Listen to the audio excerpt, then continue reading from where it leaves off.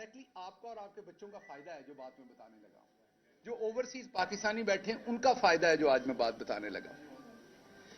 मैं फैसलाबाद से कोई 20-25 किलोमीटर दूर एक रिमोट गांव में पैदा हुआ। वहां पर मैं टाट स्कूल पे 5वीं जमात तक पढ़ा। स्कूल का एक ही कमरा था, 5 जमातें थी, 3 उस्ताद थे। वो बांट बांट के क्लासें पढ़ाते थे।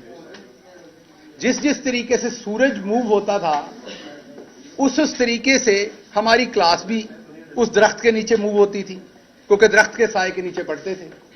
अपनी अपनी बोरी लेके रख के पढ़ते थे। वो एंकर साहब एचीसन में पढ़ते थे, तो मैं उनको बताऊं कि मिडिल क्लास क्या होती। भाई मैं तो मिडिल क्लास से भी नहीं हूं। वो तो मैंने इसलिए कह दिया था कि आप कहीं गुस्सा ना कर जाएं कि गिल साहब ने तो कोई बिल्कुल ही अखीर कर दी है। तो बेसिकली तो मिडिल क्लास से आप हैं, मैं नहीं था। तो वो बोरी के साथ 5वीं जमात तक हमारी क्लास मूव करती थी। फिर हम हाई स्कूल गए जो गांव से कोई 3-4 किलोमीटर दूर था। हमें लगा वहां पर हम भी शहर जैसे स्कूल में बैठेंगे। वहां जाके हमें यह पता चला, 2 चीजें पता चली। एक तो यह पता चला कि वहां भी 6ठी जमात से लेके 8वीं जमात तक टाट पे ही बैठना है। अच्छा, लेकिन वहां फर्क एक था। 5वीं तक घर से अपनी बोरी लेके जाते थे, 6ठी 7वीं 8वीं वहां टाट मौजूद था, तो बोरी बस्ते में नहीं डालनी पड़ती थी। तो यह फर्क था, यह तरक्की हो गई थी। उसके बाद यह भी पता चला कि पहली दफा अंग्रेजी सीखनी है। ए क्या होता है, बी क्या होता है, सी क्या होता है, यह 6ठी जमात में पता चला। और यह पता चला जब बड़ी एबीसी लिखना सीख ली कि एक इसकी छोटी बहन भी है। जैसे बड़ी मरियम बाजी है, ऐसे कि छोटी मरियम बाजी भी है। बड़ी एबीसी अगर आपने सीख भी ली तो छोटी एबीसी भी लिखनी सीखनी पड़नी है।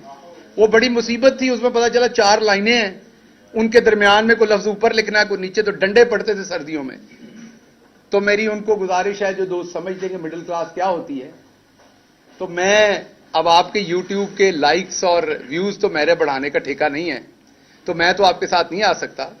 आप किसी और बंदे को इंटरव्यू कर लें जो टाट वाले स्कूल पे पढ़ा है, ताकि आपको पता चले कि मिडिल क्लास होती क्या है। हमारी फीस होती थी ₹1.25 स्कूल की, और घर से मिलते थे 25 पैसे लंच के लिए। तो जनाब इसको लोअर मिडिल क्लास कहते हैं, मिडिल क्लास नहीं कहते जिससे मैं बिलोंग करता था। हां ठीक है, हम अपने गांव में आसूदा थे, हमसे भी बहुत गरीब लोग थे गांव के अंदर। लेकिन अगर आपसे कंपेयर करें तो ना, हमने तकरीबन मेरा ख्याल पहली दफा 11वीं जमात में पता चला कि ये पिज्जा भी कोई चीज होती है, बर्गर भी कोई चीज होती है। हमारे यहां सेब तब आता था जब कोई बंदा बीमार होता था। हमारे यहां किन्नू खाया जाता था क्योंकि घर का होता था। तरबूज खाया जाता था क्योंकि घर का होता था। यही 2-3 फ्रूट हमें पता थे। तो इसमें से निकल के शहबाज गिल पढ़ते पढ़ाते पीएचडी की शहबाज गिल ने लीडरशिप में, क्योंकि शहबाज गिल के बड़े ख्वाब थे। 30 स्टूडेंट थे मेरे साथ। कितने जी? मेरे प्राइमरी स्कूल में 5वीं जमात में जब हम पास आउट हुए तो 30 स्टूडेंट थे। उन 30 में से एक हमारी बहादुर पाकिस्तान बहरिया के अंदर सिपाही के तौर पर 10वीं जमात के बाद दाखिल हो गया, और दूसरा शहबाज गिल। बाकी उन 30 में से किसी ने मैट्रिक पास नहीं की। तो शहबाज गिल ने बड़े ख्वाब देखे। शहबाज गिल सोचता होता था, फिल्में देखता था हॉलीवुड की कि अमेरिका की भी यूनिवर्सिटियां हैं। शहबाज गिल एक यूनिवर्सिटी में पढ़ाने गया, मैं नाम नहीं लूंगा, प्राइवेट यूनिवर्सिटी थी इस्लामाबाद की। उन्होंने मेरा इंटरव्यू लिया। इंटरव्यू में मैं नंबर 1 आया। वो अभी भी प्रोफेसर साहब हैं, एक यूनिवर्सिटी के वाइस चांसलर हैं। बाद में मेरी उनसे बड़ी दोस्ती बनी, लेकिन उनको किसी की सिफारिश थी तो उन्हें वो बंदा सिलेक्ट करना पड़ा। तो मेरा दोस्त जो मुझे साथ लेके गया था, वो मुझे बाहर पूछता है कि नहीं बात बनी। मैंने कहा नहीं, यूनिवर्सिटी बहुत छोटी है, मुझे ऐसी यूनिवर्सिटी में पढ़ाना है जिसके कॉरिडोर लंबे हों ताकि मेरा कोट उड़े जब मैं उसमें चलूं। तो ये राणा साहब हाई कोर्ट में चलते हैं ना, तो इनके कोट उड़ते हैं। तो मैंने फिल्मों में देखा था कि प्रोफेसर के कोट होते हैं, वो पहनते हैं और वो कोट उड़ते हैं। तो वो ख्वाब देखता था मैं, पीएचडी की लीडरशिप में, अपने पैसों से, किसी स्कॉलरशिप के बगैर। पोस्ट डॉक्टरेट करने के लिए हुकूमत पाकिस्तान ने स्कॉलरशिप दिया। जरदारी साहब बैठे हुए थे उस टाइम। उन्होंने कहा सलाब आ गया, पैसे खत्म हो गए, गिल साहब तो आनू कोई पैसा नहीं देना। सो अपनी चीजें बेच के, अपनी प्रॉपर्टी बेच के मैं पोस्ट डॉक्टरेट करने के लिए अमेरिका चला गया। अमेरिका की दूसरी बड़ी university, university of Illinois Urbana champagne, और पूरे अमेरिका में इंटरनेशनल स्टूडेंट्स होस्ट करने वाली, जिस यूनिवर्सिटी में इंटरनेशनल स्टूडेंट पूरे अमेरिका में सबसे ज्यादा हैं, वो यूनिवर्सिटी है। जिस यूनिवर्सिटी में मैंने पढ़ने का ख्वाब नहीं देखा था, अल्लाह रब्बुल इज्जत ने करम किया और टाट स्कूल वाला बच्चा वहां पर 30 साल की उम्र में प्रोफेसर बन गया। पढ़ाना शुरू हुआ तो हम लोअर मिडिल क्लास से मिडिल क्लास में आ गए, हमारे यहां आसूदगी हो गई। अभी मैं अपने करियर के पीक तो मैं उसे नहीं कहूंगा, थोड़ा सा ऊपर था तो मैं पाकिस्तान आता था बाकायदगी से, क्योंकि मैंने वहां की नेशनलिटी नहीं ली हुई थी। तो मेरी खान साहब से मुलाकात हुई, उन्होंने दावत दी, असद उमर साहब, खान साहब, उन्होंने दावत दी कि पाकिस्तान के लिए बड़ा जरूरी है कि पढ़े लिखे मिडिल क्लास के लोग आए। पाकिस्तान को लूट लिया गया है यहां की अशराफिया ने। आप जैसे लोग जो अपने मसाइल से निकले हुए हैं, आपको इन मसलों का पता है। मेरे जैसा बंदा जो बस पे बैठ के कॉलेज जाता था, मैं यहां वो टिपिकल सियासतदानों वाली आपके साथ नहीं करता, सारे लोग मेरे जानने वाले, मैं आपको 10 नाम बता देता हूं जो मेरे साथ पढ़ते थे। गांव से होंडा CD70 के ऊपर बैठ के गवर्नमेंट कॉलेज फैसलाबाद आते थे, 25 किलोमीटर का सफर था। हमारे साथ, क्योंकि वो कॉलेज सबसे अच्छा था, साथ पढ़ने वाले बच्चे ज्यादातर अशराफिया के थे। और हम जब आते थे, पहला लेक्चर 8 बजे शुरू होता था तो 1 घंटा लगता था टांगें गर्म करने में। टांगें अकड़ी होती थी जब मोटरसाइकिल से उतरते थे, खड़े नहीं हुआ जाता था सीधा। इसलिए कहता हूं कि मैं मिडिल क्लास से हूं। मैंने वो सब कुछ देखा हुआ है, सहा हुआ है, बर्दाश्त किया हुआ है। उसके बाद पार्टी में आ गए। पार्टी में पहले 3 साल तो हमारी सोशल मीडिया ही हमें गालियां निकालती रही, पैराशूटर पैराशूटर। 2002 से खान साहब को सपोर्ट कर रहा हूं। यूनिवर्सिटी ने पहली दफा वीलॉग करना सिखाया 2010-11 में, आपने नाम नहीं सुना होगा। स्टूडेंट्स की मदद के लिए वहां पर वीलॉग करना सिखाया कि क्लास पढ़ाने के बाद जो उनके सवाल रह जाएं वो आप वीलॉग में बताएं उन्हें। तो मुझे अभी भी याद है, मैंने अपना बोंडा से वीलॉग रिकॉर्ड कराने शुरू किए इमरान खान की मदद में। अभी भी यूट्यूब पे उस जमाने के पड़े हुए हैं। उसके बावजूद यहां आया तो पहले 3-4 साल जो हमारे सो कॉल्ड पार्टी के वारिस हैं, उन्होंने कहा जी ये तो पैराशूटर है, ये कहां से आ गया।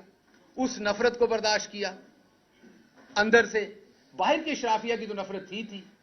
अनकन्वेंशनल था, आपके साथ भी वैसे ही डील करता था, हामिद मीर साहब के साथ भी और कामरान शाहिद के साथ भी। तो मेरे लिए आप सारे सहाफी थे, मैं तड़ाक करके जवाब देता था जो मुझे आता था। यही मेरी एकेडमिक लाइफ ने मुझे सिखाया था, क्योंकि अमेरिका में बच्चा आपसे खुल के सवाल करता है, आपका नाम लेके सवाल करता है। आप तैयारी करके क्लास में नहीं गए तो वो आपको उसी टाइम बता देता है। वहां आप जनाब लिहाज के चक्कर में आप गलत पढ़ा के नहीं आ सकते।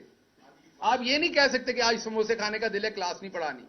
आपको वक्त पे जाना है, पूरा काम करके वक्त पे निकलना है। मेहनत की, मां बाप की दुआएं थी, दोस्तों की दुआएं थी, आप लोगों की बहुत सारों की मेहरबानियां थी। मैं पॉलिटिकल लाइफ में आगे चलता गया, वजीर आजम के दफ्तर में पहुंच गए, वहां भी काम किया। लेकिन जहां जहां मैंने काम किया, मेरे कंधों पर 29 लोगों का वजन था हमेशा। शहबाज गिल ने इसलिए फेल नहीं होना था और ना कभी इंशाल्लाह होगा, क्योंकि वो उन 30 लोगों को रिप्रेजेंट कर रहा था university of Illinois Urbana champagne में भी, वो उन 30 लोगों को रिप्रेजेंट कर रहा था यहां चीफ मिनिस्टर ऑफिस में भी, वो उन 30 लोगों को रिप्रेजेंट कर रहा था प्राइम मिनिस्टर ऑफ पाकिस्तान के ऑफिस में भी। शहबाज गिल के कंधों के ऊपर उन 30 लोगों की ख्वाहिशें थी साथ, क्योंकि उनमें से बेचारे ज्यादातर तो उधर चारा डाल रहे हैं, उन्होंने कभी शहर नहीं देखा, उनके पांव की एड़ियां फटी हुई हैं, कभी वो वैजलीन नहीं लगा सके। मैं वो टिपिकल सियासतदानों वाली बातें नहीं कर रहा कि जी मेरे घर में ये नहीं है, मेरे इलाके में ये नहीं है। मैं जो बातें कर रहा हूं, मेरे साथ 2-4 लोग चले, मैं अपने क्लास फेलो से आपको मिलवा देता हूं। सो उन तमाम लोगों का बोझ लेके मैं खड़ा था, क्योंकि मैंने जीतना था, मैंने उनके लिए जीतना था, ताकि आगे उनके बच्चे सोचें कि इस गांव में पैदा होकर स्टार्ट स्कूल में पढ़ के आपका जहां दिल करे आप वहां पहुंच सकते हैं। और मैं पहुंचा। मैंने अमेरिका में, ये रांझा साहब बैठे हुए हैं, ये बताएंगे, अमेरिका में जाके डॉक्टर्स तो हमारे सेटल हो जाते हैं, टेक्निकल एजुकेशन, वो भी बहुत बड़ी बात है, छोटी बात नहीं है। लेकिन अमेरिका में पाकिस्तानी पढ़ा हुआ प्रोफेसर आप ढूंढ के दिखा दें मुझे। अशराफिया का बच्चा तो होगा अमेरिका की किसी यूनिवर्सिटी में पढ़ाता, किसी गरीब आदमी का बच्चा आपको एक आदि मिलेगा अमेरिका की यूनिवर्सिटियों में, और वो भी अमेरिका की टॉप यूनिवर्सिटी के अंदर। मैंने अपने ख्वाब देखे, मैंने अपने ख्वाबों के लिए मेहनत की, मैं अपने ख्वाबों के लिए रात दिन जागा, मेरी फैमिली मेरे साथ खड़ी हुई, मैंने अपने ख्वाब जिए। उसके बाद मैंने एक और ख्वाब देखा। मैंने ख्वाब देखा कि पाकिस्तान को हमने बदलना है, मेरे जैसे लोगों को आगे आना है। हसन और हुसैन को हमारे मसले नहीं पता, वो बस की छत पर बैठ के नहीं गए कभी भी बोर्ड का एग्जाम देने के लिए। हसन और हुसैन को नहीं पता कि अगर आपका कॉलेज में मेरिट पे दाखला नहीं हो रहा तो आपने देहाती कोटे पे कैसे दाखला लेना है, वो मुझे पता है। सो इसलिए मुझे लगा कि मेरे जैसे बंदे को आना चाहिए। मेहरबानी इमरान खान की कि उसने मौका दिया। मैंने अमेरिका में अपनी वो तनख्वाह जो आज शायद 60-70 लाख बनती होगी महाना, जब छोड़ के आया था तो 35-40 लाख बनती थी, जो एक मेरी तरह के मिडिल क्लास का ख्वाब हो सकता है। कहा जाता है जो आपके फार्म हाउस है आपका वो है, और भाई लूट के नहीं, वहां मेहनत से कमाया था। जो कुछ भी है, लोग इल्जाम तो पाकिस्तान में सब सियासतदानों पे लगते हैं और वो इल्जाम कभी प्रूव नहीं होते। मेरा आपको चैलेंज है कि मेरे पे अल्लाह के करम से अजान हो रही है, इल्जाम लगा के दिखाएं कि मैंने करप्शन की है। अगर पार्टी के 5 सबसे आप ऑनेस्ट बंदे निकालेंगे तो मैं उन 5 में एक हूंगा, और अगर गलत कह रहा हूं तो कोई सामने आए और इल्जाम लगाए। पंजाब में 1 साल रहा हूं, फेडरल में मैं 3 साल रहा हूं, 2.5-3 साल। कोई एक ऑफिसर खड़ा होकर बताए मैंने एक ट्रांसफर, एक पोस्टिंग, एक सिफारिश के लिए किसी को फोन किया अपनी जात के लिए। अगर कोई बुजुर्ग आ गया है, अगर किसी के साथ जुल्म हो रहा है पुलिस की तरफ से, किसी सहाफी का मसला है, तो बिल्कुल वो रफाए आमा के लिए किया, अपनी जात, अपने रिश्तेदारों, अपने किसी अजीज का काम किया हो। मैंने तो कभी अपने किसी अजीज की इमरान खान से तस्वीर नहीं बनाई। चीफ ऑफ स्टाफ होने के बावजूद मेरे किसी दोस्त की तस्वीर दिखा दे, मेरे किसी फैमिली मेंबर की, मेरे भाई की, मेरी बीवी की, मेरे किसी इंसान की तस्वीर दिखा दे इमरान खान के साथ, मैंने एक ही चीज सीखी थी, पूरा तोलो। जब मेरे पे जिम्मेदारी थी मैंने पूरा तोला। मैंने अमेरिका में एक आर्टिकल लिखा। मेरे दादा एक अनपढ़ थे, चौधरी इस्माइल गिल। जब पाकिस्तान बना, इधर मजाक उड़ाया गया, इनकी दादी आलू पालक पका रही थी गर्मियों में। हम अमृतसर वाले हर चीज की वड़ियां बनाते हैं। सर्दी तब फ्रिजें नहीं होती थी, सर्दियों की आपकी जो सब्जियां हैं वो गर्मियों में इस्तेमाल होती, गर्मियों की सब्जियों। अब आप हमारा, क्योंकि उधर बॉर्डर बंद है, हमें पता नहीं इस कल्चर का।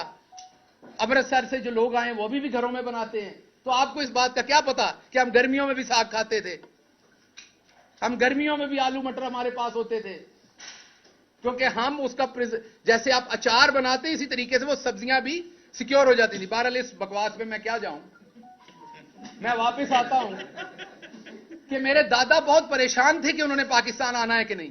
ये मैंने आर्टिकल लिखा था अमेरिका में, दोबारा पब्लिश करूंगा। ये लिखा था जब आदित्यनाथ योगी के, क्या नाम है उसका, जो यूपी का चीफ मिनिस्टर बना, जब उसने कहा कि मुसलमान चले जाएं, तो मैं अमेरिका में प्रोफेसर था पाकिस्तानी, तो मैंने एक आर्टिकल लिखा था अमेरिका की अखबार में कि मेरे दादा बहुत परेशान थे कि उन्हें पाकिस्तान जाना है कि नहीं, क्योंकि सब कुछ छोड़ के जाना पड़ना था। उन्होंने फैसला लिया था और वो सारी उम्र जब तक यहां थे, जितनी देर जिंदा रहे, तो वो पूछते रहे, अनश्योर थे कि मैंने सही फैसला किया था कि नहीं। उसको देश कहते थे जब भी बात सुनाते थे। सभी के आपके बुजुर्ग जितने, वो देश कह के बातें सुनाते थे, आपको पता है। तो वो अनश्योर थे कि मुझे वहां जाना है कि नहीं जाना, छोड़ के आना चाहिए था कि नहीं। तो मैंने अमेरिका में बैठ के जवाब दिया था कि दादाजी आपका फैसला दुरुस्त था।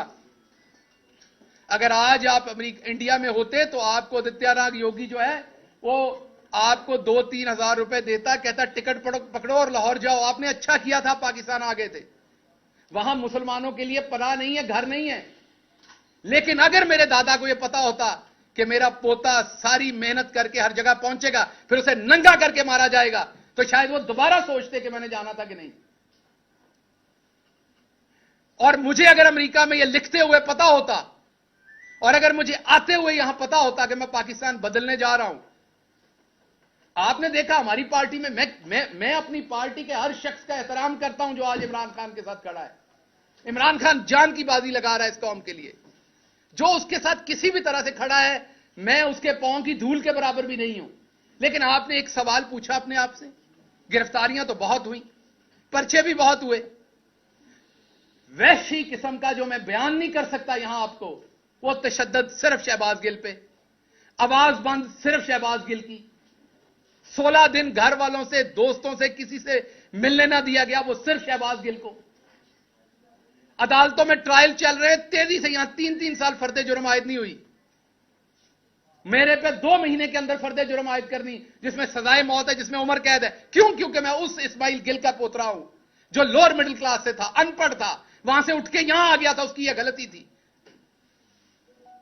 हिंदुस्तान के अंदर यही 124A जो दफा है, इसके ऊपर लोगों के ऊपर मुकदमात किए गए और सबसे ज्यादा मुसलमानों को गद्दारी के जुर्म में जेलों में डाला गया। हिंदुस्तान की सुप्रीम कोर्ट ने आखिर तंग आके इस कानून को अंग्रेजों का काला कानून कह के बंद कर दिया। आज हिंदुस्तान के अंदर किसी के ऊपर इस दफा के ऊपर पर्चे नहीं हो सकते, और मेरे ऊपर 2 दर्जन गद्दारी के पर्चे दे दिए। मैं कहां से गद्दार हूं? मेरा बाप कहां से गद्दार है? मेरा दादा कहां से गद्दार है? हम अपना सब कुछ छोड़ के इस मुल्क में 2 दफा हिजरत की हमने। मेरा दादा सब कुछ छोड़ के आया, मुझे मौका मिला, मैं दुनिया के सबसे सुपर पावर में गया, वहां की सबसे बड़ी यूनिवर्सिटी में गया, मैं टॉप सैलरी ले रहा था, अपने सारे मटेरियल ख्वाब जी सकता था। सब कुछ छोड़ के, अपनी फैमिली वहां छोड़ के मैं यहां आया। मुझे सबने मना किया, मुझे पछतावा नहीं है, मैं इसकी कीमत दे रहा हूं। लेकिन आपको बता रहा हूं, ओवरसीज पाकिस्तानियों को बता रहा हूं, आपको यह बुखार नहीं होना चाहिए। मैंने आज रांझा साहब को बताया, इनको भी बड़ी चुल है यहां सियासत करने की। मैंने कहा आपको यह बुखार नहीं होना चाहिए, चुप करके वहां अपना काम करें। पाकिस्तान की मदद करनी, वहां से पैसे भेजें बस। खबरदार, आप मिडिल क्लास के लोगों ने सोचा कि आप सियासत करके इन वडेरों के बराबर बैठ सकते हैं। क्योंकि मैं इनसे डरता नहीं था, मैं बराबर के जवाब देता था, मेरे अंदर खौफ नहीं था। मैं इन वडेरों की औलाद को बराबर टीवी पे टक्करता था। मुझे तब भी धमकियां दी जाती थी। मैं वाहिद हूं पीटीआई में जिसने पीटीआई की हुकूमत में आप सबके सामने हाईकोर्ट में केस भुगते, मुंह पे स्याही डलवाई, अंडे खाए, जूते मारे गए मुझे। मेरी अपनी हुकूमत, मेरा अपना चीफ मिनिस्टर, मेरी अपनी पुलिस मुझे प्रोटेक्ट नहीं कर सकी तब। क्यों? क्योंकि मैं मिडिल क्लास से था। यहां आप किसी और की हुकूमत में किसी शहजादे को हाथ लगा के देखें, ऐसी की तैसी आपकी। गरीब को तो ऐसे उठाते हैं, गरीब को तो ऐसे उठाते हैं, मिडिल क्लास के बंदे को तो ऐसे उठाते हैं जैसे उसका कोई हक ही नहीं है। एफआईआर देते हैं, मैं देखता हूं उसमें जो दफात लगी हुई हैं, इतनी तो जमातें नहीं मैंने पढ़ी सारी जिंदगी में जितनी आपने दफात लगा दी मेरे ऊपर। और मेरे बयानों को अपनी मर्जी से तोड़ मरोड़ कर पेश किया। आप कहते मैंने ये गुनाह नहीं किया, नहीं आपने किया है। जबरदस्ती है आपके ऊपर कि आपने किया है गुनाह। अब क्या हो रहा है? छुपा के एफआईआर दी जा रही है। अगर मैं पॉइंट आउट करता हूं, कहते पार्टी छोड़ रहा है। लोग अपने अपने वीलॉग्स के व्यूज बढ़ाने के लिए शहबाज गिल पार्टी छोड़ने की सोच रहा है। शहबाज गिल ने अपना सब कुछ जला दिया इस मुल्क के लिए। इमरान खान के साथ अभी भी खड़ा है, पार्टी छोड़ने के लिए खड़ा है। सो इसलिए मैं आज की प्रेस कॉन्फ्रेंस में जो सबसे इंपॉर्टेंट बात आपसे करने जा रहा था, वो अब करने जा रहा हूं। मेरे ऊपर एक बलूचिस्तान में एफआईआर दी गई, जिसको हमने वहां पर वकला हायर किए। आम बंदे के लिए आम बात है। अमीर आदमी के घर में कोई बीमार हो जाए ना, आम बात है। ड्राइवर होता है, मैनेजर होता है, हॉस्पिटल फोन हो जाता है, वहां सब कुछ तैयार हो जाता है। ये पीछे असलम साहब खड़े हैं, इनसे पूछें हमारे जैसे फैमिलियों में जब कोई बीमार होता है तो क्या होता है? पहला फिक्र पैंदी है पैसे कितों ले आने ने। चलें ठीक है, मैं आप लोगों में से असूदा हो गया अमेरिका जाने में, लेकिन जानता तो हूं ना ये सारे मसले। इसी तरह जब केस बनता है ना गरीब आदमी पे, मिडिल क्लास पे, तो उसको पता होता है मैंने उस अदालत में पहुंचना कैसे, मैंने वकील कहां से करना है, मैंने इस मुकदमे को कैसे लड़ना है। क्योंकि आपका वो शराफिया का नेटवर्क नहीं है जिसने आपको परों में छुपा लेना है। बलूचिस्तान में केस हुआ, बलूचिस्तान की हाई कोर्ट में गए, बलूचिस्तान के जज साहब ऑर्डर कर रहे हैं कि अगर कोई और एफआईआर है शहबाज गिल पे तो वो ले आओ। बलूचिस्तान के जज साहब के साथ झूठ बोला जाता है, एफआईआर नहीं लाई जाती उनके सामने, जो होती है उसे वो कानून के मुताबिक क्वैश करते हैं और एक एफआईआर करके छुपा के रखी जाती है ताकि जब इस्लामाबाद में कोर्ट की तारीख भुगतने जाए इसको फिर दबोच लो, क्योंकि इस्माइल गिल का पोतरा है ना, ये कौन सा किसी नवाब का पोतरा है, दबोच लो दोबारा। लाहौर के हाई कोर्ट में आता हूं, मेरा सलाम है जजेस को, अल्लाह की कसम, जितने पेशेंस के साथ इस मुल्क के जजेस कोशिश कर रहे हैं इस टाइम, शायद ही कोई और कर रहा हो, लेकिन जो पूरा निजाम बना दिया गया है, ये जो इस टाइम हुकूमत बैठी हुई है, इनकी जो हटदर्मी है, जिस तरह जजेस के फैसलों को ये ब्रेक करते हैं, जिस तरह उसको रोकते हैं, उसका कहीं मुजाहरा हमने नहीं देखा पहले। 6 के करीब हेयरिंग्स हुई, हर दफा जज साहब ने कहा लाइन कौन सी एफआईआर है, झूठ बोले गए, नहीं बताया गया। अभी पिछली हेयरिंग में भी एफआईआर की पूरी तफसील नहीं दी गई, सिर्फ यह बताया गया कि हां जी बलूचिस्तान में एक और एफआईआर है। तो मेरा सवाल है, यह बलूचिस्तान हाई कोर्ट के जो ऑनरेबल जज का फैसला था कि कोई और एफआईआर है तो सामने लाएं, उसकी बेतौकीरी करने की जरूरत किसकी हुई है? मैं तो चलो मिडिल क्लास हूं, मेरी तो आप बार बार करेंगे, मैं तो एक गद्दार आपको मिल गया हूं, मुझे तो आप 2 डालेंगे तो 2 डालें, लेकिन कम से कम इससे 2 फायदे होंगे। एक तो मेरे जैसे किसी और को अमेरिका में बैठे बुखार नहीं होगा, वो दोबारा इधर को नहीं चढ़ेगा। आप लोगों के 2 ही काम है, उधर से आईफोन खरीदें 8-7, शैम्पू खरीदें, बॉडी वॉश खरीदें, इधर के लिए और तोहफे खरीदें, बैग बनाएं, इधर हंस के तस्वीरें खिंचवाएं और वापस दफा हो जाएं। इधर हक मत मांगिएगा अपना बराबरी का, क्योंकि आपको आदतें पड़ी हुई हैं वहां की, आपको जुकाम हुआ है वहां का, वहां आपको दी जाती है बराबर की इज्जत। यूनिवर्सिटी ऑफ इलिनॉय में मुझे कोई गद्दार नहीं कह सकता था अमेरिका का, हालांकि मैं अमेरिका का शहरी नहीं था, मैंने अमेरिका के साथ वफादारी का हल कभी नहीं दिया था, लेकिन वहां मैं खुल के बात करता था, मुझे कोई गद्दार नहीं कह सकता था। लेकिन जिस मुल्क में मेरे दादा ने अपना सब कुछ छोड़ के पांव रखा, जिस मुल्क के लिए सब कुछ कुर्बान किया, वहां पर एक दफा नहीं 2 दर्जन गद्दारी के मुकदमा आते मेरे ऊपर। पूछा भी नहीं जा रहा, कोई जालिम पूछ भी नहीं रहा कि शहबाज गिल इनको लड़ लोगे।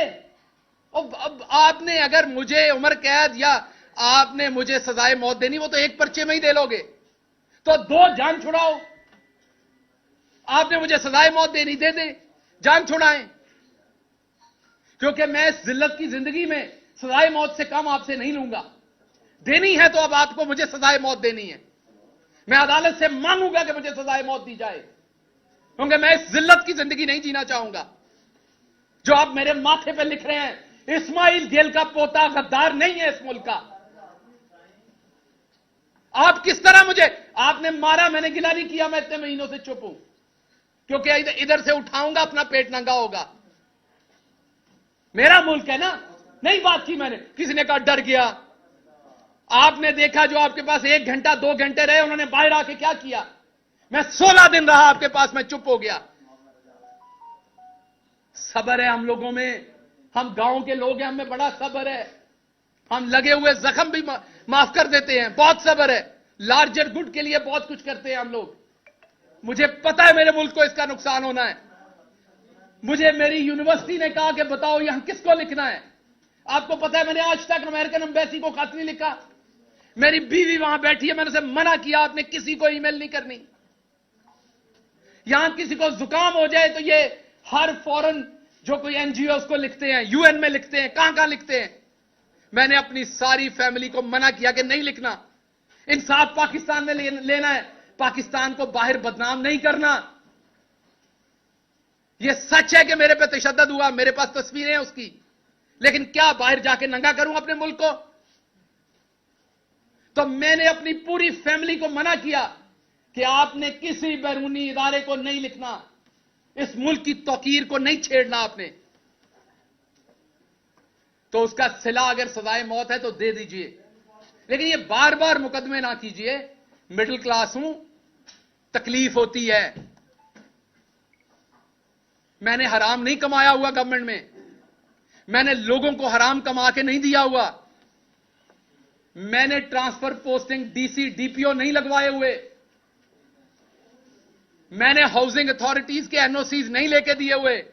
मैंने ग्रिड स्टेशंस के एनओसीज नहीं लेके दिए हुए। मुझे तकलीफ होती है इन केसेस को लड़ते हुए। आपने एक बनाया, उसके अंदर 13 दफात हैं, उसमें सजाए मौत भी हो जाएगी। करवाएं, शौक से जान छुड़ाएं, ताकि आइंदा कोई ये ख्वाब ना देखे, कोई मिडिल क्लास का शख्स ना देखे कि वो ईवान में जा सकता है। मैं माफी मांगता हूं कि मैंने ये ख्वाब देखा था। मैं माफी मांगता हूं कि मैं आपके बराबर समझता था अपने आप को। आप काश मुझे शुरू में धुतकार देते, आप मुझे शुरू में मेरी औकात बताते। सो इसलिए मैं दोबारा आपको कहता हूं, मेरे पे मुकदमात करने सामने करें, ये छुपा छुपा के ना करें। मैं इतना ताकतवर शख्स नहीं हूं, ना मेरे पास कोई इतना नेटवर्क है पाकिस्तान के अंदर कि मैं आपके छुपे हुए मुकदमा ढूंढ लूंगा, कभी वहां से बलोचिस्तान से। वो मैंने जहां पे मेरे पे मुकदमा किया, मैंने देखा है वो 22 घंटे की मुसाफत है। तो उससे बेहतर नहीं आप इधर ही सजाए मौत दिलवा दें। मेरे घर वालों को लाश लेने की भी आसानी होगी। वहां से उस जेल से कैसे लाश लेके आएंगे? तो कुछ तो सोचें। या ये जुर्म मेरा ये है कि मैं मिडिल क्लास से हूं, आपने फड़का के रखना है। मैंने कभी नहीं कहा कि किसी, इवन नून लीग के किसी बंदे को आज तक मैंने नहीं कहा कि उसे जेल में डालें। मैं मुजफ्फरगढ़ से निकला, हमारी हुकूमत थी उस शाम को, मैंने कहा मैं सबको माफ करता हूं। आपको मेरी प्रेस कॉन्फ्रेंस याद होगी, मुजफ्फरगढ़ में मुझे पकड़ा गया था, हमारी हुकूमत बन गई थी। मैंने कहा यहां से ऐलान करता हूं, मेरी पार्टी किसी नून लीग वाले को सियासी मुखालफत बयानबाजी में अंदर करेगी, मैं खिलाफ खड़ा हूंगा जाके। अभी भी कहता हूं, हमेशा खिलाफ खड़ा हूंगा। एक तरफ करप्शन करने वाले नवाज शरीफ के बेटे की तस्वीर लीक हो गई थी,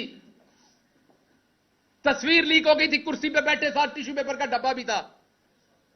और मेरी रात के 2 बजे तशद्दुद करके, मेरा ये जबड़ा तोड़ के, तस्वीरें खींच के मुझे ह्यूमिलिएट करने के लिए रिलीज की गई, इसलिए कि मैं चौधरी नजीर अहमद गिल का बेटा था, मैं मिडिल क्लास था, मेरा कोई रौला डालने वाला नहीं था। मैंने किसी सहाफी को पेट्रोल पंप या उनके प्लॉट नहीं दिए हुए थे, मेरी माफिया नहीं थी। ख्याल करें, कुछ ख्याल करें। ये ला इलाहा इल्लल्लाह मोहम्मद रसूलुल्लाह के नाम पे बना है मुल्क। ख्याल करें कुछ। अगर आम आदमी गलती से पहुंच जाता, ख्याल करें कुछ। बड़े सारे ख्वाब है मेरे गांव के मेरे साथ जुड़े हुए, बड़ी सारी ख्वाहिशें हैं उनकी अभी, और मैंने सब लोगों की तरह उनको डबोया नहीं है। आपने मुझे 16 दिन रखा, आप मुझे दोबारा 16 दिन रखें। मेरे पे एक छींटा करप्शन का निकाल के दिखाएं। पाकिस्तान में आज करप्शन करना नॉर्मल है। मेरी फैमिली ने एक दफा 2000 रुपए का पेट्रोल, सरकारी गाड़ी का 2000 रुपए का पेट्रोल जो है वो प्राइवेट गाड़ी में डाल दिया। मैंने अपनी फैमिली से लड़ाई की, मैंने वो 2000 का पेट्रोल उसी टाइम कैश के साथ सरकारी गाड़ी में डाला। मैंने इबादत समझ के ये काम किया है। सो इसलिए या तो मुझे सजाए मौत दे, ये वाले काम मेरे साथ ना करें। हर दूसरे दिन आप मेरे पे एफआईआर दे देते हैं। मैं राणा सनाउल्लाह साहब उसके बाद कहते हैं कि जी भुगते हैं जी, इनके रोने निकल गए। मैं मास्क मांग रहा था, मैं रो नहीं रहा था। आपका सांस बंद होगा तो आपके मुंह से भी निकलेगी वो चीज। मेरा सांस बंद था। मैं चुप इसलिए हूं कि मैं बोलूंगा तो उसमें बेतौकीरी है। मैं बुजदिली से चुप नहीं हूं, मैं बेतौकीरी से चुप हूं। गुस्सा है अभी मेरे अंदर, मैं किसी अपने के बारे में कुछ गलत ना कह दूं, क्योंकि मैं गलत, आप अपना आपके साथ गलत भी करता है ना, तो आप गलत वापस नहीं कह सकते। जिससे आपने सारी जिंदगी प्यार किया हो ना, आपके साथ वो ज्यादती भी कर जाए तो आप वापस गलत नहीं कहते। मुझे अदराक है कि मेरे मुंह से कुछ गलत नहीं निकलना चाहिए, वरना इससे ज्यादा मेरे साथ और क्या होना है। जो हो चुका है, जो हो रहा है, मेरी आपने पूरी जिंदगी पिछले 6 महीने में तबाह करके रख दी। आप यहां तक नहीं रुके कि आपने मेरी बीवी पे झूठे केसेस बना दिए। मेरी बीवी जो कि एक प्रोफेसर है, पढ़ाती है, वहां पे पढ़ती है, पीएचडी कर रही है, आपने उसमें झूठे केसेस बना दिए ताकि वो पाकिस्तान ना आ सके। मुझे आपने ईसीएल पे डाल दिया ताकि मैं अपनी फैमिली से ना मिल सकूं। सब कबूल है, गद्दार मत कहिए, गद्दार नहीं हूं मैं। और जो करना है वो एक एफआईआर में कर लीजिए, आपके हाथ में है। और मैं आपको बता दूं, मुझे किसी ने नहीं बचाना, मुझे यह भी बताया। अगर फांसी आपने देने का सोच लिया तो लगनी है, मैं हाजिर हूं, क्योंकि मैं बच नहीं सकता, तो मैं अब और क्या सोचूं, तो मैं हाजिर हूं, अब कर लीजिए। अगर जिंदगी इतनी लिखी तो ऐसे सही।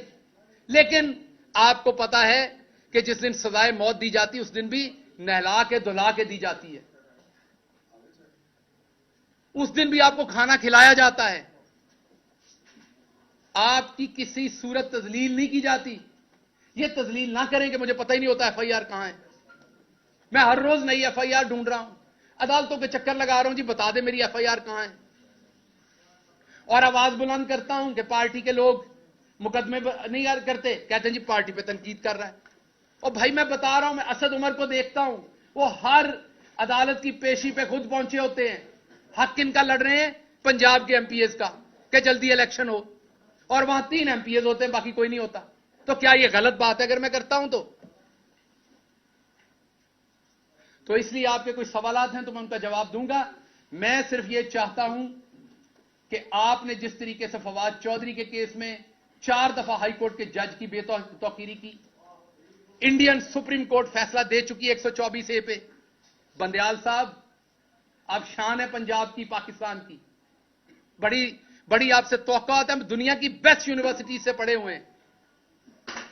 Please move your pen. अगर आप अभी जस्टिस नहीं करेंगे ऑनरेबल जज साहब, तो कब करेंगे? अगर इंडियन सुप्रीम कोर्ट हटा सकती है, अंग्रेज जो हमारे ऊपर गासिब था, हम जिसके गुलाम थे, वो कहता था इस केस में आप गद्दार हैं, अब तो ये हमारा अपना मुल्क है, अब हम गद्दार कैसे हो गए?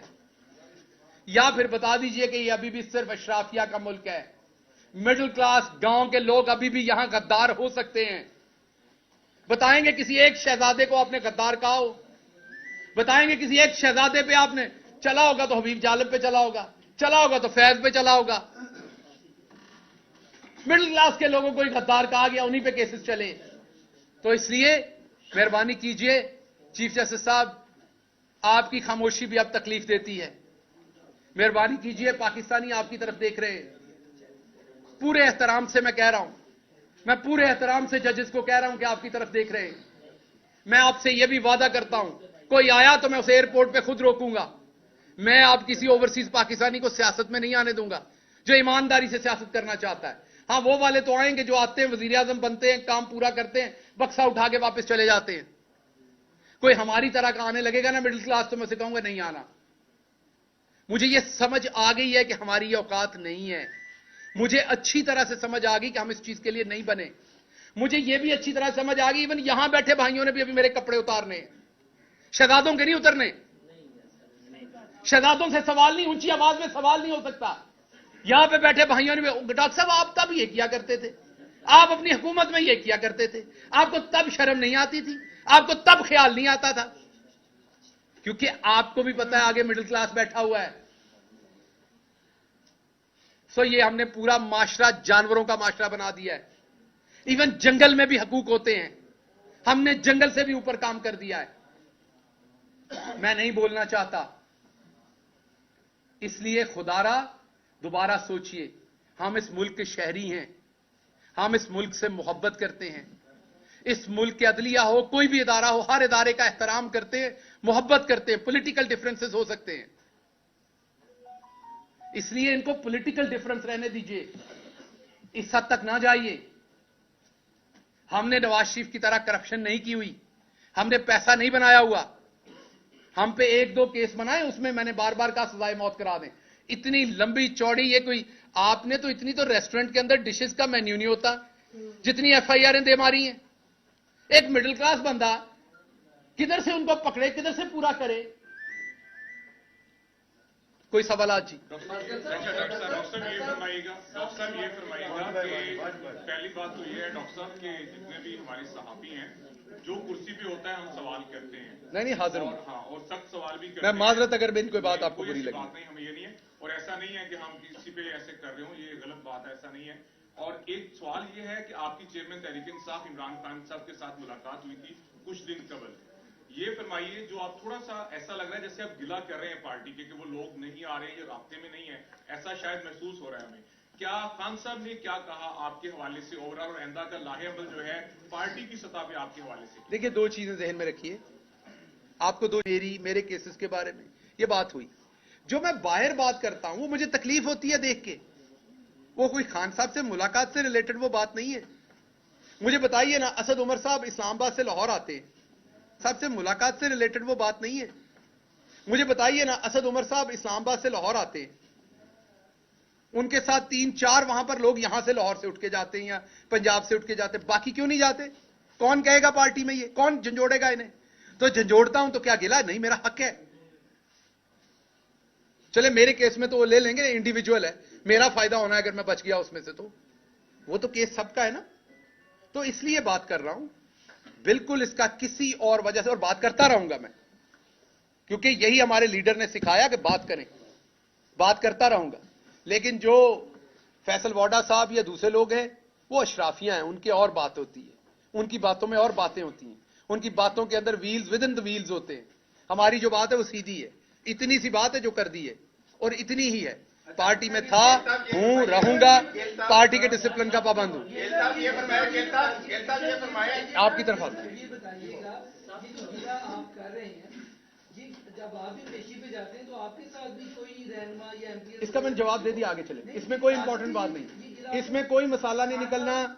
सिर्फ मैं अपने मेंबरान को कह रहा हूं, मैं बता देता हूं, मैं बताता हूं, ये सिर्फ मेंबरान अपने को बता रहा हूं कि पूरी एफर्ट करें। अकेले खान ने आपका ठेका नहीं लिया हुआ सारी एफर्ट करने का, आप सबको एफर्ट करनी पड़नी। अकेले खान ने सारा वजन नहीं उठाना। पिछले दिनों एक आपने ट्वीट किया, ट्वीट के अंदर आपने कहा वही वर्ड दोहराए जो कि फैसल वाडा जो है मुख्तलिफ प्रोग्राम में बैठ के दोहराते हैं कि आप तीनों के सांप। वो कौन है आप तीनों के सांप जो खान साहब के इर्द गिर्द हैं? इधर भी होंगे 4-5, हर जगह ही होते हैं, कोई परेशानी नहीं लेते उसमें। मफाद परस्त लोग हैं। जब दोबारा अगर हुकूमत में आए, इमरान खान साहब के अच्छे दिन हुए तो फिर आपको जरूर बुला के बताऊंगा। अभी नहीं। आपने इस्लामाबाद पुलिस को ये बयान दिया है कि जो आपने बात की थी वो अमाद यूसुफ साहब के मशवरे से की थी। क्या आपने इस्लामाबाद पुलिस को कोई ऐसा बयान दिया है? यार, वो मैंने जिमनियां पढ़ी तो नहीं है, लेकिन मुझे किसी ने बताया उस जिमनी में तो इतनी इंटरेस्टिंग बातें लिखी हैं कि मुझे खुद अंदाजा नहीं है। मेरी बिल्कुल मैंने ऐसा कोई बयान नहीं दिया, ना खान साहब के बारे में, ना अमाद यूसुफ साहब के बारे में, ना किसी और के बारे में। तो ये बिल्कुल गलत है, क्योंकि केस अदालत में, इसलिए मैं उस पर ज्यादा बात इसलिए नहीं कर सकता कि उसका फायदा नुकसान दूसरी पार्टी उठा लेती है, लेकिन ये बिल्कुल गलत बात है। डॉक्टर साहब ये बताइएगा कि पिछले दिनों जो है वो सीनियर रहनुमा नून लीग की जावेद लतीफ, उन्होंने भी प्रेस कॉन्फ्रेंस की, उसमें उन्होंने कहा कि हमारे साथ कोई डबल गेम कर रहा है। हमारे दौर में हमारे ऊपर नामालूम अफराद के पर्चे होते थे और इधर जो है वो सरकारी अफसरान से पर्चे दिलवाए जा रहे हैं इनके खिलाफ। तो ये नामालूम वाला मामला, आपसे एक बार ऑफ रिकॉर्ड भी बात हुई थी 90-4 में, वहां भी आपने कहा था कि ये मामलात अब खत्म होने वाले हैं। तो क्या ये खत्म हो जाएंगे नामालूम वाले मामलात, या ऐसे ही चलते रहेंगे? अगली दफा जब जावेद लतीफ की प्रेस कॉन्फ्रेंस हो, आपने बिल्कुल छुट्टी नहीं करनी और उनसे ये सवाल जरूर पूछना है। डॉक्टर साहब ये बताइएगा, डॉक्टर साहब ये आपने कहा है कि जो मिडिल क्लास लोग हैं वो पाकिस्तान ना आए, सियासत में हिस्सा ना लें। वैसे आए, मिलने आए, पाकिस्तान पैसे भेजें, सब कुछ करें, सियासत ना करें। आप खुद भी मिडिल क्लास के हैं, तो इसका मतलब आप तो सियासत करें या सियासत को खैर बात कह रहे हैं? भाई साहब, मैं खैर बात नहीं कह रहा, पर मैं जो कुछ साड़ छड़िया है सारे ने साड़ना है। मैं नहीं चाहूंगा कोई और जलाए सब कुछ। ये मैं नहीं चाहूंगा, वो इसकी कीमत बहुत बड़ी अदा की है मैंने, सब देंगे वो कीमत। डॉक्टर साहब ये बताएं जी जी, असम साहब को मैं आपकी तरफ आ रहा हूं। इमरान खान से आपकी मुलाकात हुई, उस मुलाकात में आपके केसेस के हवाले से उन्होंने क्या इंस्ट्रक्शन दी थी या पार्टी अहदेदारों को क्या इंस्ट्रक्शन दी थी, नंबर 1। और नंबर 2, हम आपके साथ हैं हमेशा, तहरीक इंसाफ के जो बीट रिपोर्टर है वो बड़ा, आप लोग भाइयों की तरह हमेशा, मैं उसका बहुत शुक्रगुजार हूं। दूसरा ये बताइएगा कि क्या आप जो है वो आइंदा का आपका लाहेमल क्या है? केसेस आपके साथ चल रहे हैं, पार्टी के लोग कुछ नहीं खड़े हुए साथ आपके, लेकिन आइंदा का क्या आप अगर खान साहब कहें तो पार्टी के लिए अपनी खिदमत जो है वो कंटिन्यू रखेंगे या इसे फिलहाल सेट असाइड कर रहे हैं? देखिए, इसका जवाब मैं बार बार दे चुका हूं। इसका जवाब एक ही है, मैं पार्टी के साथ हूं, पार्टी के साथ रहूंगा। एतराज में करूंगा, पहले भी करता था, अभी भी करता हूं। पहले कौन सा मैं नहीं करता था, पहले भी मेरी बातें आती थी, पहले भी करता था, अब भी करता हूं। ये इमरान खान से सीखी है बात, उन्होंने सिखाई, हमेशा अप्रिशिएट किया। सच बोले, इमरान खान का सिपाही था, इमरान खान के नजरिए पे आया था। कोई ओहदा मिले ना मिले, किसी जगह पे काम कर रहा हूं ना करूं, अगले सवालों का जवाब दे रहा हूं ताकि मुस्तकबिल का भी, अगर सजाए मौत ना हुआ, जीता रहा तो उनके साथ सियासत करूंगा, फड़का दिया गया तो फिर अल्लाह की सुपुर्द। अच्छा डॉक्टर साहब ये बताएं कि अभी सारा कुछ जो कुछ आपके साथ हुआ है, ओवरसीज आप आए हैं, वो भी आपने बताया।